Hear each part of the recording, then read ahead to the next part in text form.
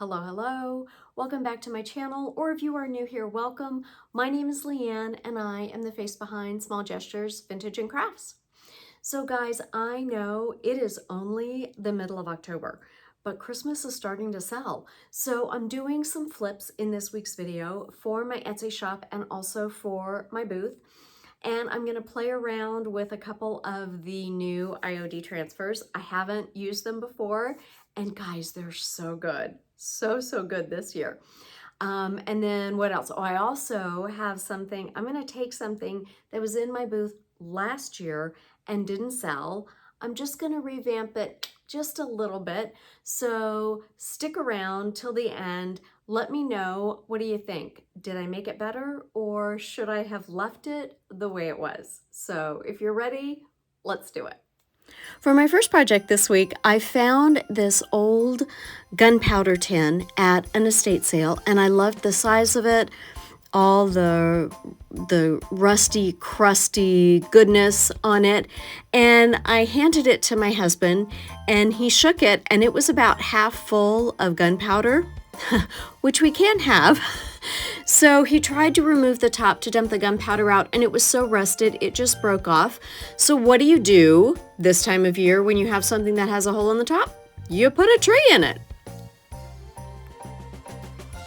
So I couldn't just stick the tree in, it would fall through and it would be all wobbly. So I decided to get a cork, and I would put the tree in the cork, but there were a bunch of rough edges. So I just grabbed a little piece of sandpaper and tried to smooth it out and make it more of a circular shape to better fit the cork.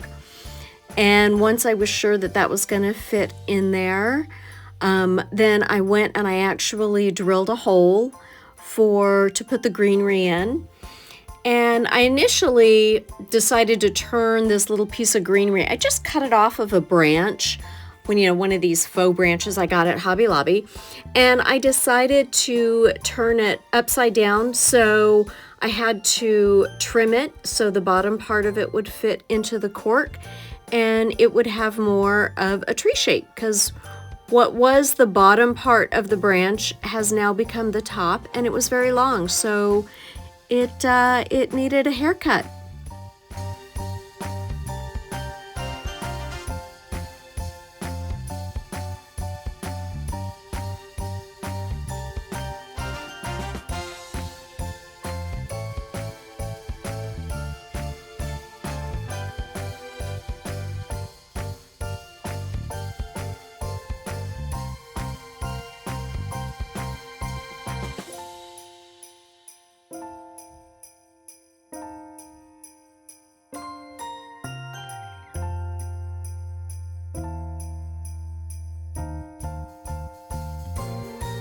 After this little tree got all shaped up, I clipped the very top off because it was kind of long, and bent it over because it was, of course, metal, a sharp metal edge.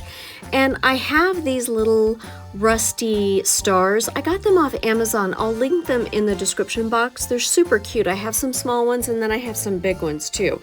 And I just put some super glue on, or not super glue, some hot glue on one side, glued the star, and then turned it over and put a star on the opposite side so you could display it, display that little tin on both sides.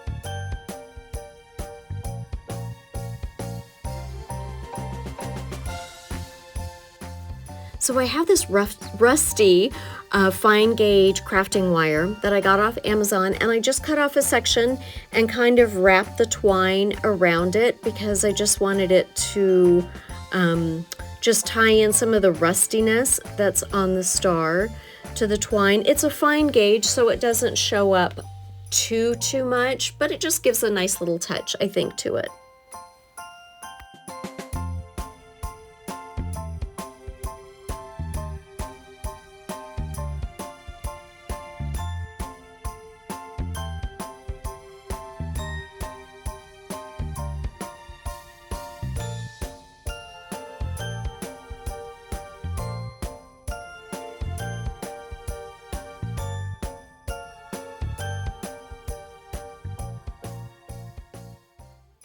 My second project this week is this riser that I picked up at Goodwill.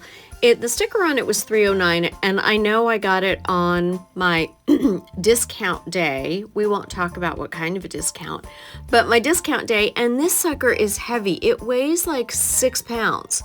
I don't know if it's resin or what. So my thought process was I was going to put a transfer on the top of it. So I just started off with some white swan, gave it a couple of coats on my trusty turntable that I use for everything, and yeah, a couple of coats, and then I kind of shifted gears.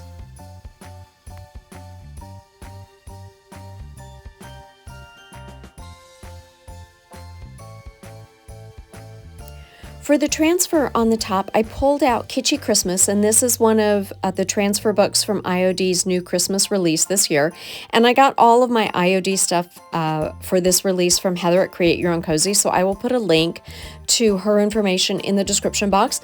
But I am a child of the 60s, and when I saw all of these colors and these patterns, it immediately took me back to my childhood. And there is especially a wreath in here. There it is right there, that I fell in love with. I love the colors, and it was a perfect fit for the top of this riser.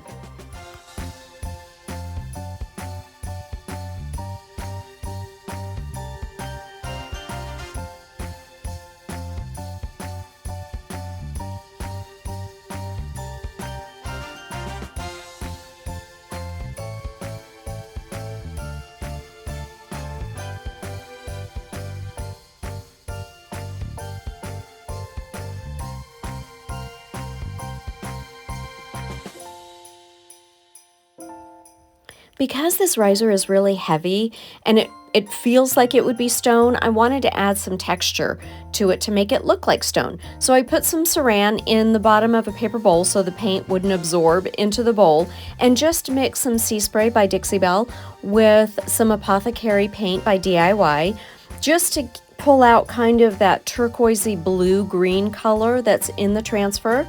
So I just put a little bit of paint in there just to get a nice texture to go on top of the riser.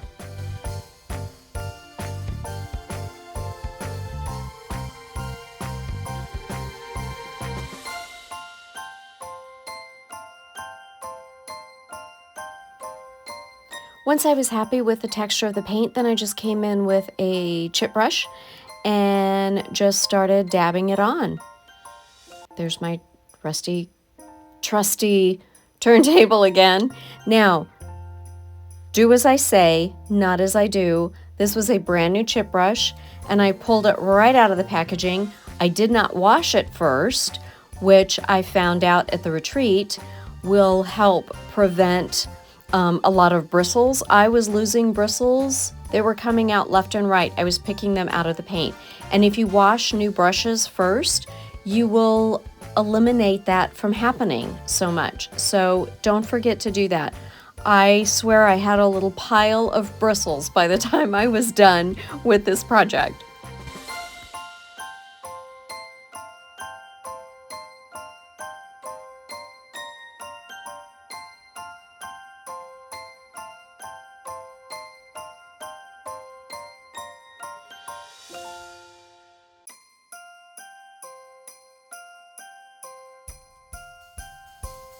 After my Apothecary texture was all dry, then I just came in with some Dixie Belle chalk paint, and this is in drop cloth. It's just a really creamy white. It's not a real stark white. So I just came in and one coat covered the textured paint beautifully.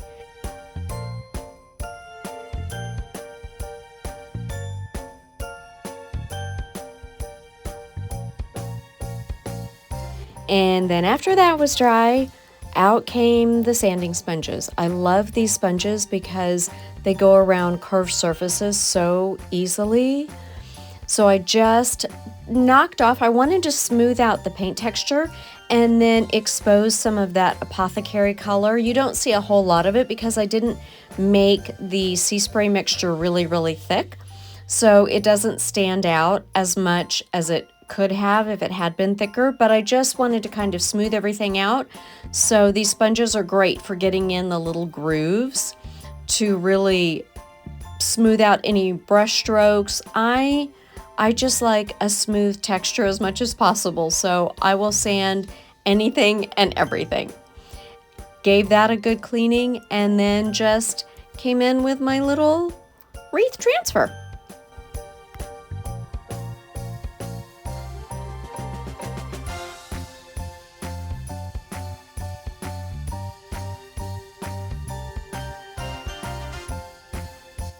After I sanded this piece and cleaned it off, I did not put a top coat on the top before I put a transfer down, but the transfer still just released beautifully. And then once it's all completely released from the carrier sheet, then I just take it and rub it really good. It's called burnishing, where you just rub the transfer into the surface. You want to make sure it's adhered really well, especially because it's not a flat surface. There is some texture. So I wanted to make sure I didn't have any air bubbles or any wrinkles or anything like that. So after it's completely released, then I just came in and rubbed it down really well just to make sure I had a good seal. Then I came in with a flat top coat. I used Dixie Belle's flat top coat. I didn't really want any kind of a sheen because it does kind of look like stone. I wanted to keep that look. So I gave it a good top coat. I think I actually did 2 coats on the top and 1 coat on the rest of the body.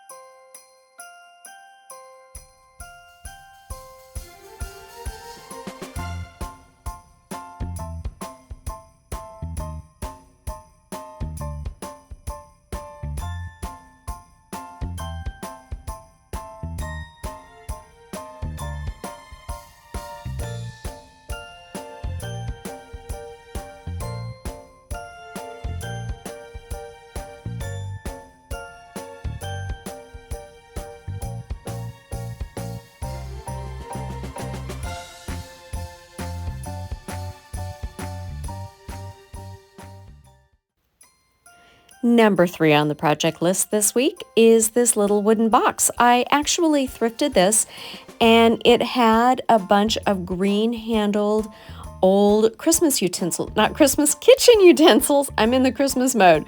Kitchen utensils inside, and I've just been kind of hanging on to it, so I gave it a good cleaning, and it got a couple of coats of White Swan by DIY.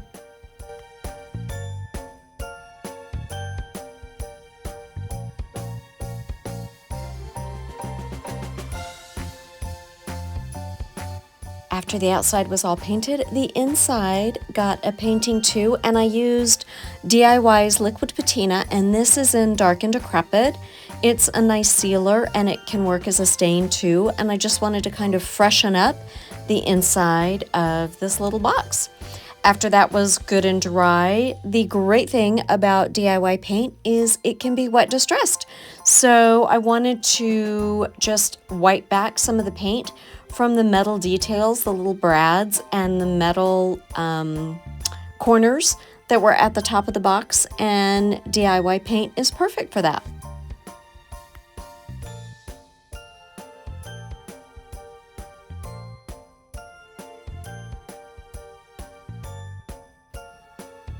If you know me, you know that I also like to sand. So I pulled out my little finger sander, and I also used my sanding sponges to get in those curved edges just to bring back a little bit of the dark wood underneath and then just smooth out the paint texture.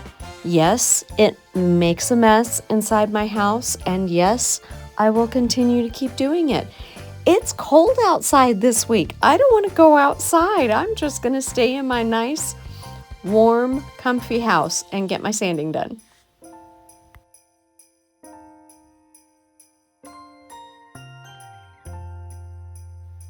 When I decided to do this little crate box, I knew right away that I wanted to do a transfer in the Yuletide transfer. This is, again, the Christmas release, the new release this year. And I believe that IOD is completely sold out of it. So you can check with your local stockist. Again, I got mine from Create Your Own Cozy. I don't know if she or if your local stockist has any, but it is definitely worth looking into. There are so many great images in here. Number one, my favorite, the birds. And I thought it would be a perfect fit in that little inset area of this little crate.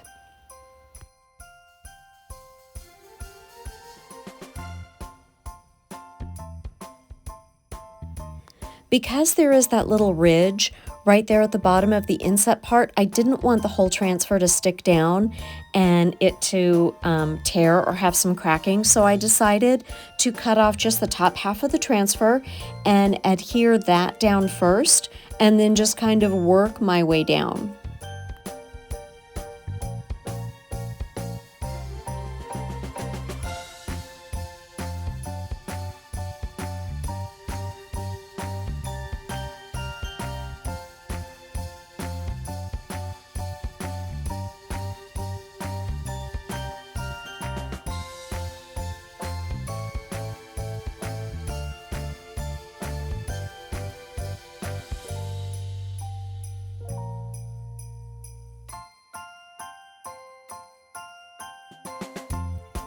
Because there were the little holly leaves that hung down, I got my scissors and I cut in between all of those so I could adhere each of them independently, again, without the whole thing sticking down before I was ready for it to be stuck down. I wanted to work on each little piece at a time.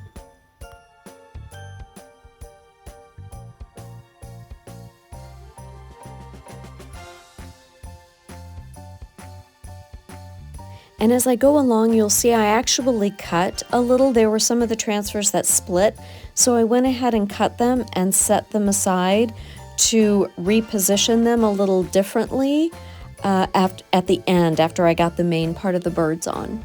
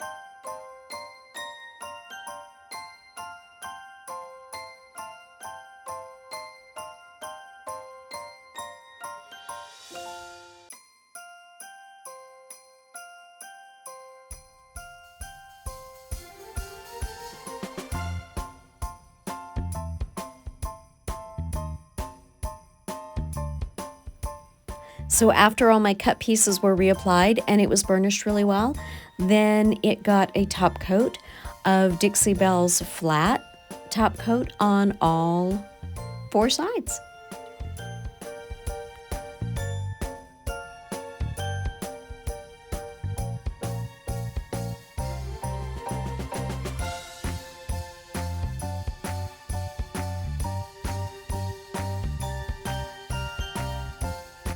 I admit it, I tend to hoard my transfers, so I didn't want to put another transfer on the back side. I decided to give it a little bit of a different look. So for the back, I just took some greenery and a little berry pick with some pine cones and a little bit of burlap ribbon and attached those onto the back side. So you've got 2 different looks. Both, you can use it from either side, but just a little variety, I guess.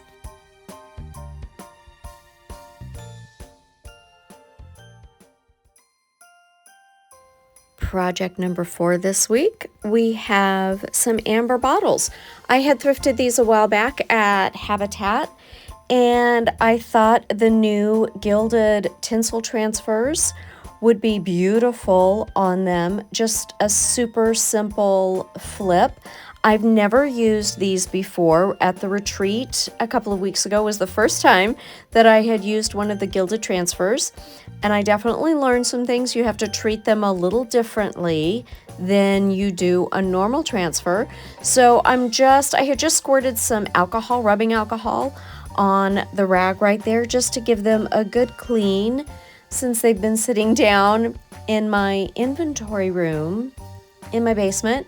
So they got a good clean, and I just laid them out where I wanted them to go on the bottle. Some of the things that I learned: when you are using the gilded transfer, you do not use a lot of pressure, very light hand, and don't use the corner. Sometimes we use the corner of the stick to press down our transfer. Do not do that, because then you will have gold scratches on the back of your surface. So since I was on a curved surface, I really was just pretty much laying it flat along the same edge as the bottle. And as you go, you're just kind of lifting it a little bit to help that gold release.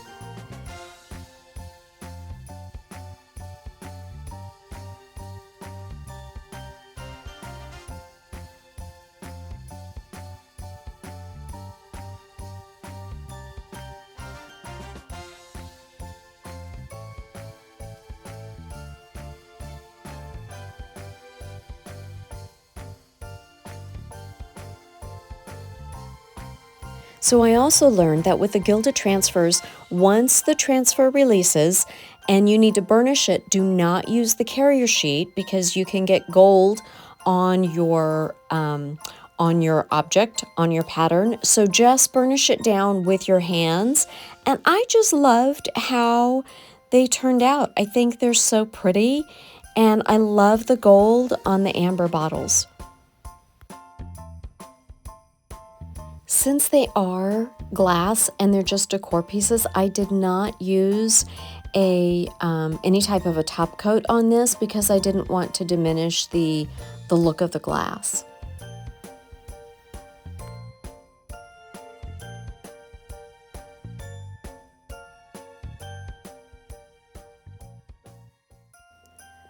For the 5th project this week, last weekend at an estate sale, I picked up this silver plated tray, and I love painting and then distressing back to show the silver. So I'm just painting this with DIY White Swan and giving it a couple of good coats.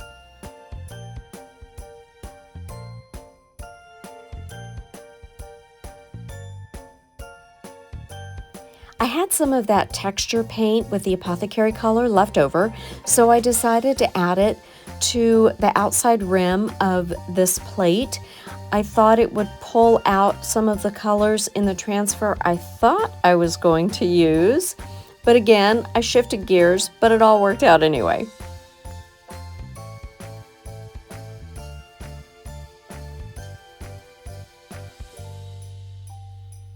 Once the apothecary was dry, then I just topped it with one final coat of White Swan.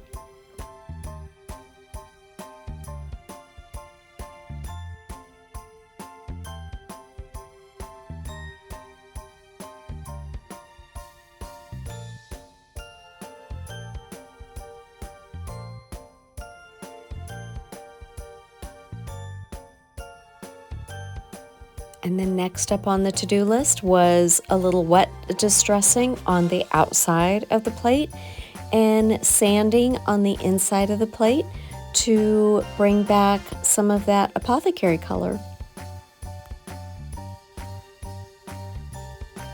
So the original transfer I wanted to do, this was from last year's release, Candy Cane Cottage. Luckily, I bought a couple of them, and I thought about using this truck. It fit perfectly, and that's what started me with the apothecary color. But then I'm just like, a truck on a silver plate just isn't doing it for me, and I just felt like it was hanging there in the middle of the plate. So I decided to pull out some of the beautiful roses that are in that transfer book and went with those.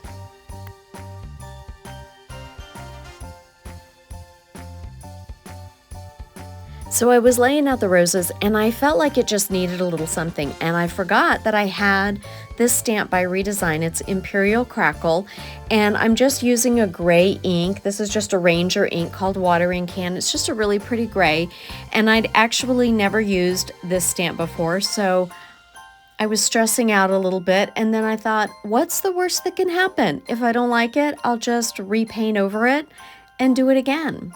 So that's what I did.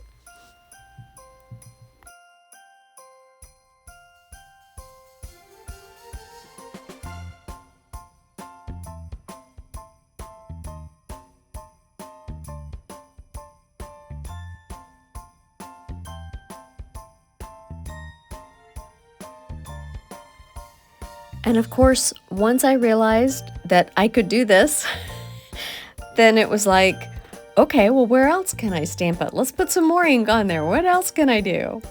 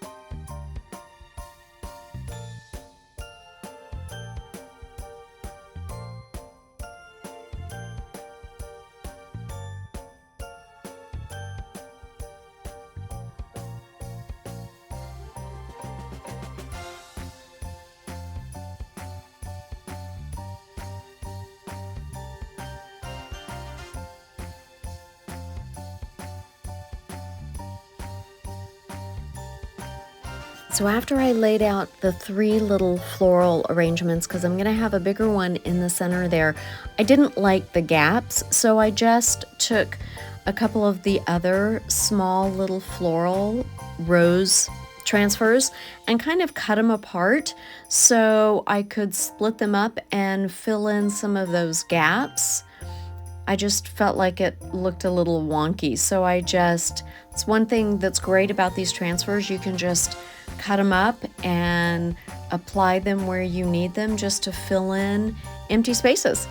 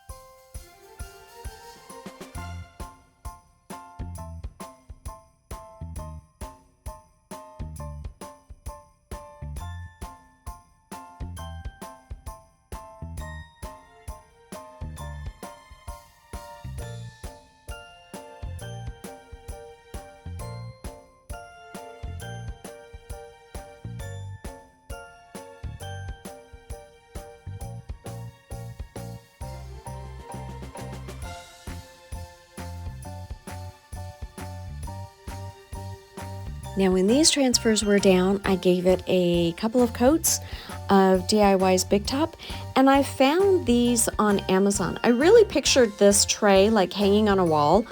So these are actual hangers that have an adhesive back on them that you can put, so you can put them on the back of plates. And I think it says that they hold up to 3 pounds. So you just peel off the back and stick it where you want it to go, and then let it sit for 24 hours before you hang it up.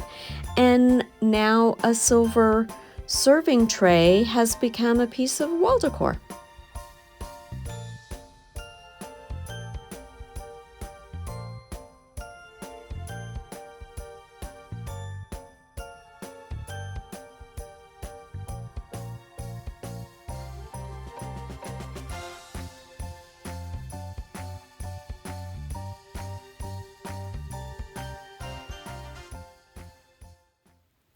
Okay, for my 6th and final project, I've never said that before. I have these spindle trees. These were in my booth last year. They didn't sell. I get it. It's kind of a dark red color, but I had a lot of neutral spindle trees, so I wanted to do something a little different. They didn't sell, so we're gonna zhuzh them up a little bit this year and give a little different look to them. So I have some milk paint, Sweet Pickins milk paint in flour sack. It's a really pretty white color. And milk paint, you mix powder and water equal parts. And I have a little immersion blender. I'm just mixing it up here. And you set it aside and let it sit for about 10 minutes. I did use a little bit too much water, which I'm okay with, because if you use less water, you get more really chippiness, and I didn't necessarily want a lot of chippiness. I just wanted a lot of crackles. So I really kind of layered up a lighter coat, and I actually think I did 3 coats on these spindle trees, because you can see it's pretty light there.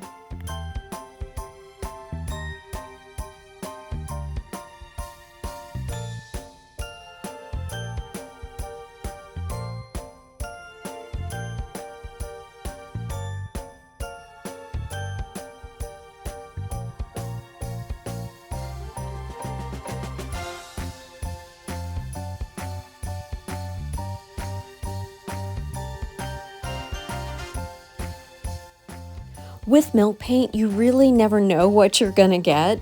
You may get a lot of chippiness and crackle, and you may not get any at all. I was really happy with this because I think it's kind of hard to see on camera, but you can see at the end I got some really great crackle. They came out exactly the way I was hoping they would.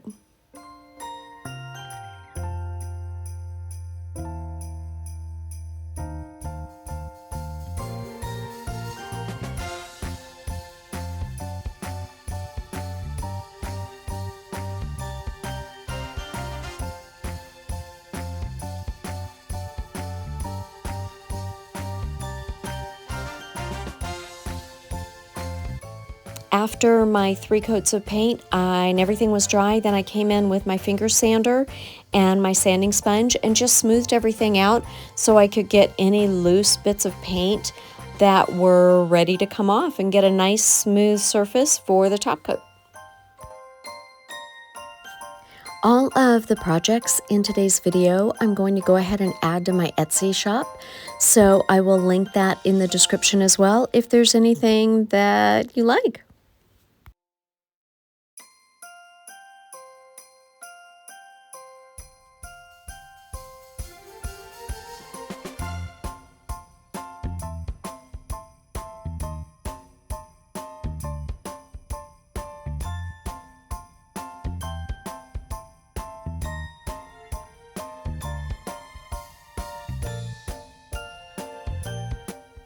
To top these, I mixed a little bit of brown wax, my Dixie Belle brown wax, with some clear wax, just to go over each of these to really bring out that crackle and highlight the new aged look that I was able to give these guys.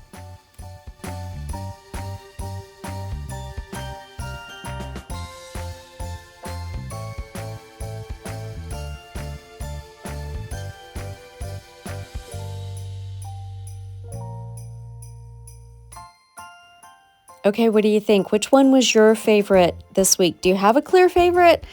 Personally, I don't. I love the trees and the birds on that wooden crate and the silver platter. Those are all my favorites this week.